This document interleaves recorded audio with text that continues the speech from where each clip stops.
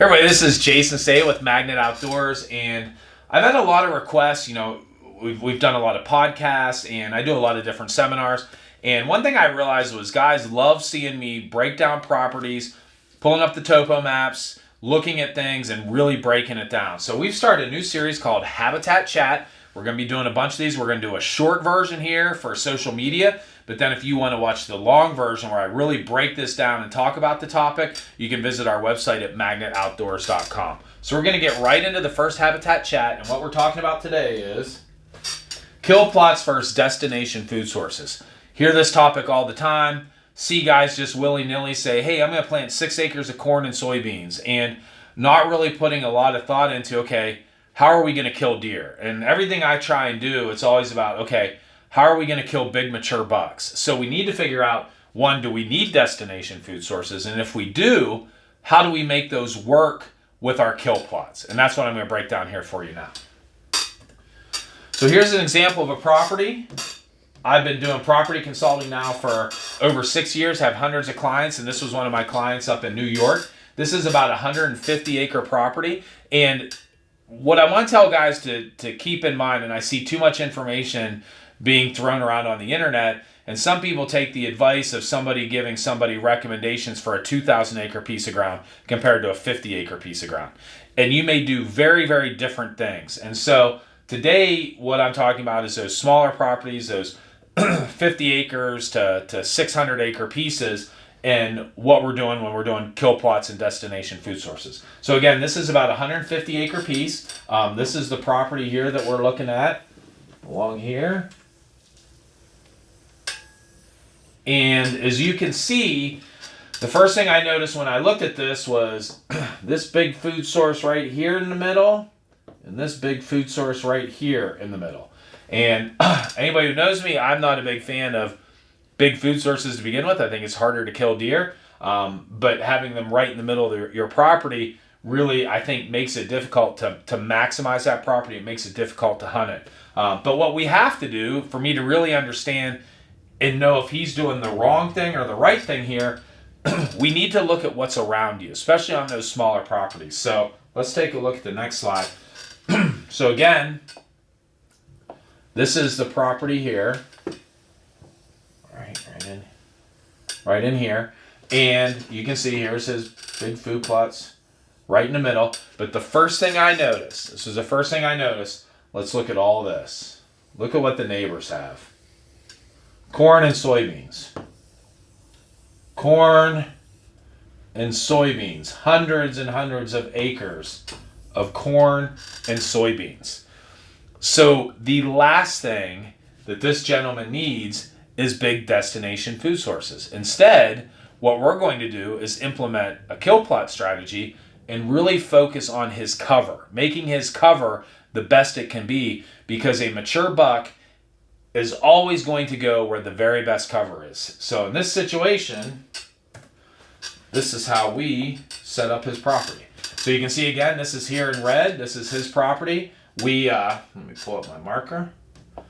So here, we're putting cover. We're going to really focus on developing our cover in here. And we're doing an outside. These are about quarter acre, half acre plots. And we're going to hunt this from the outside in. We're going to really focus on the cover all in here, making this as thick as it can be, and catching these big mature bucks coming out of the cover into these destination food sources. They don't want to be to these destination food sources until it's dark. So how do we make them feel comfortable in those daylight hours? That's these small kill plots. So again, this property just set up absolutely perfect for that outside-in strategy, setting up kill plots, but he had made mistakes, watched a lot of YouTube videos, was like, man, I got all this food around me, I got to have a lot of food. And it was really the opposite of what he needed to do. So that breaks that down. I just thought this was a really cool example of how we make our kill plots work with the surrounding cover and destination food sources. Oh, let me get X out of here. For anybody looking for, I've been doing property consulting for the last 6 years, have had hundreds of clients, really focus on the Northeast, New York, Pennsylvania, Ohio, Michigan, Maryland, West Virginia, Kentucky. So if you're looking to take your property to the next level and looking to set it up right, I encourage you to contact me at 717-304-2770. or jason@magnetoutdoors.com. And our website again, magnetoutdoors.com. You can see all these habitat chats. I'm going to break this topic down a lot more in depth. So if you want to hear more about this topic, again, visit magnetoutdoors.com, click on the habitat chat, and we're going to talk about this kill plots versus destination plots a lot more in depth. And thank you all for joining us on the first ever habitat chat. Okay, if you're still with me, you saw that whole first part. Now what I'm going to do is I'm going to get more in depth and talk a lot more details on what I just talked about with destination food sources versus kill plots. Again, here just an example of big destination source and a little quarter-acre kill plot. But these are my kind of plots. If I can avoid doing destination food sources, I will. And the main reason I say that is destination food sources are hard to hunt. You only get so many times. A lot of times those big bucks, they just don't want to come out, until it's dark. And I've heard some guys, again, I'm a Northeast guy. I'm a Pennsylvania, New York, Michigan, Ohio. Our deer here in the Northeast are a little bit different than the Midwest, because I hear guys in the Midwest saying, you can never have too much food. You can never have too much food. I would disagree with that. I think having too much food can make it really difficult to hunt. Instead, I like to strategically place my food sources that are going to give me the best opportunity to harvest those big mature bucks. So let's break this down a little bit more.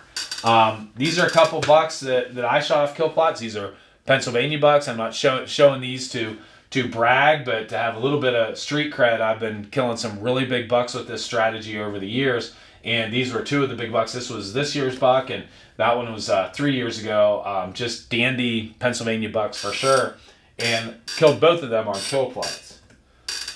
So let's break this down. This is my property, and we're going to break it down. And this is about 300 acres, some of this, but this goes along here, comes along here, up around here, this over here, down like this, and something like that. So as you can see behind me, what I talked about, I don't have any plots. This is, I have some food sources in here, and this is some of the bigger ones. This isn't a plot anymore, but the quarter-acre plot, little, not quite a half acre, and a little quarter-acre plot there. Quarter-acre plot over here, quarter-acre plot down there, eighth-acre plot, small food plots. But as you can see, what we talked about before already was the same thing. The reason guys will say to me, they'll say, the deer aren't eating they must not like what you're planting. Well, the deer love what I'm planting.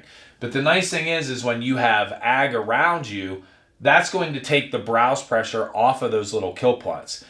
Food plots aren't going to compete with certain things at certain times of the year. Corn, soybeans, acorns. But let's think about when did the soybeans start to burn out? Usually late September, right?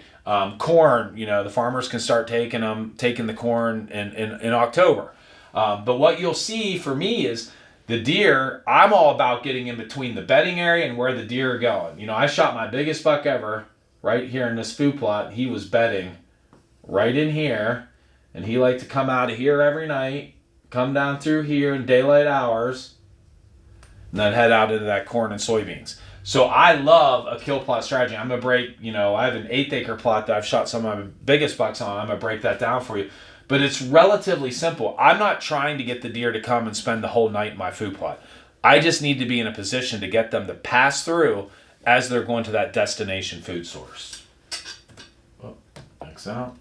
So here's 3 bucks. These were all shot on the same 1/8-acre plot. Very tiny plot, but man, it's backed in against the thick stuff. This was shot the first week of season, the first day of season. This one I grinded it out and got him the last week of season, but it was when he started to come back on the food sources. But again, a 1/8-acre food plot tucked in against the thick stuff, catching them coming out, but they were heading to the corn. So I'll give you a breakdown of where that plot's at. That plot is right, let me pull this up.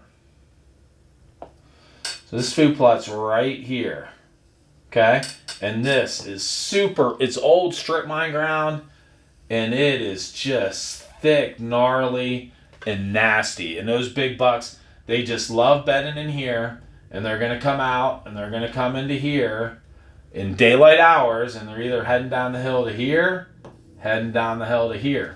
There's lots of ag, corn, soybeans, fields, different things like that, where those deer are heading.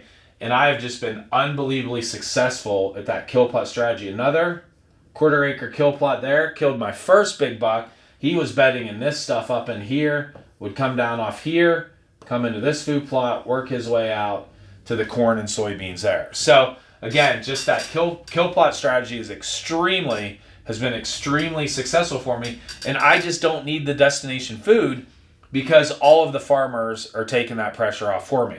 Now, that being said, I'll have a lot of people say to me, well, what about the winter and getting them through and having more food?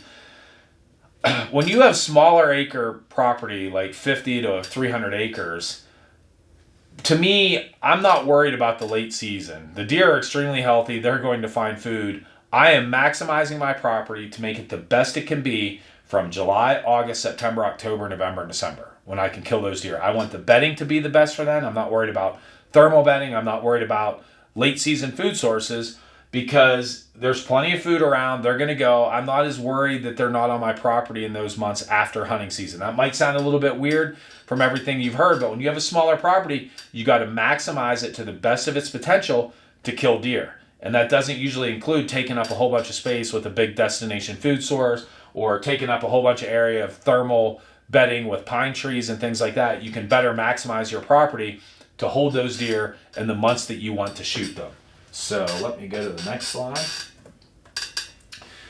When do you need destination food sources? So let's talk about that. And I've been on a lot of properties where you'll see in the property plan, man, we got destination food sources. They got high deer density and they have no ag or very little ag around them. Well, you can't have a kill plot strategy if you have a lot of deer and you have no big food sources to take that browse pressure. What will they do? They're just going to come in and they're going to eat all of it. They're going to eat it to the ground before it ever establishes. So we have to take that pressure off with destination food sources. So again, it's looking into, and you got to be careful when you watch YouTube videos. You listen to somebody and say, oh yeah, I'm putting in 6 acres, 7 acres of this. Okay, why are you doing that? Do you need to do that? It's a lot of money and maybe something that you don't even need to do. But there is a time and a place for destination food sources for sure. And I actually do recommend it to a lot of my clients based on their deer density and what the surrounding area holds. Understanding your deer density, right? Do you really understand how many deer you have on the property? If you're from Pennsylvania, New York, Ohio, Michigan, Maryland, you probably have a lot of deer. You know, we're not talking state game lands here. We're talking the private ground. Most places I go in those states, they have a pretty high deer density. You can count on it. So you are going to need the food to provide that. You know, you may not be able to just do a straight kill plot strategy. You may have to have a destination food source. Now, this is a particular area in Pennsylvania, and you can see this area. I forget exactly where the lines were at, but it was, fiddlesticks. Okay. Forget exactly where the line was, but it was somewhere in and around here or whatever. And you can see that there's no ag anywhere around this. So they're probably not going to get away with planting 1/8 acre plots, 1/4 acre plots. They're going to have some type of destination food source when you have a setup like this and you have no ag around you. All right. I guess the moral of the story, if you don't need destination food sources, then don't plant them. One, it's a lot of money. Two, it's hard to hunt. You know, and that's what I come down to. It's all about killing big mature bucks for me. And if you put in a destination food source, you might get 1 or 2 hunts, and that if that big mature buck is going there, which most likely isn't the case, he doesn't want to step out into a big open field. But if he was, you might get 1 or 2 chances at him before you spook them, whatever. It's hard to get in and out of destination food sources, right? What's going to happen? You get in your stand, then it's time to get out, and there's 20 deer out there. They're only going to put up with that so long. Where a kill plot strategy, man, my kill plots, those deer are in, and very often at dark, they're all out, and they've already moved to the destination. I can get in and out without scaring deer out of the food plot. So the moral of the story here is if you don't need destination food sources, this is coming from a food plot guy. I want everybody to plant lots of food plots, right? But you don't need those big, giant destination food sources a lot of times. So if you don't need them, think about it and plant a kill plot strategy. You may need them, and you got to do what you got to do. But what I do a lot of times when a guy's starting out, maybe he's watching this and he says, okay, what should I do? What should I do I'm just not sure. Well, I would say before going in and clearing out a whole bunch and putting destination food sources, put in some small kill plots. Do they handle the browse pressure? Or do they just get mowed down? Use grazing cages, right? So where you can put them in and you can see, man, in the grazing cage, it's up to my kneecaps, but all around it just got mowed down. Well, that's a pretty good indication that a small kill plot strategy may not work for you, and you're going to have to get some bigger food sources in. So time and a place for everything, time and a place for destination food sources, but if you don't need them, I wouldn't do them. Keep them to smaller kill plots.